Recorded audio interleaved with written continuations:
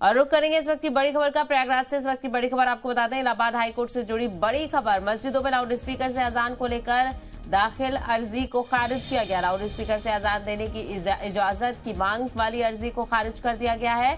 Court ने कहा कि लाउड स्पीकर से अजान देना बुनियादी हक नहीं है। बदायूं के इरफान की अर्जी को कोर्ट ने खारिज कर दिया है। कोर्ट ने तबसरा किया कि अजान इस्लाम का अटूट हिस्सा है, लेकिन लाउड स्पीकर से अजान देना इस्लाम का अटूट हिस्सा नहीं है। बदायूं के इरफान ने नूरी मस्जिद में लाउड स्पीकर से अजान दिए जाने की मांग को लेकर अर्जी दाखिल की थी।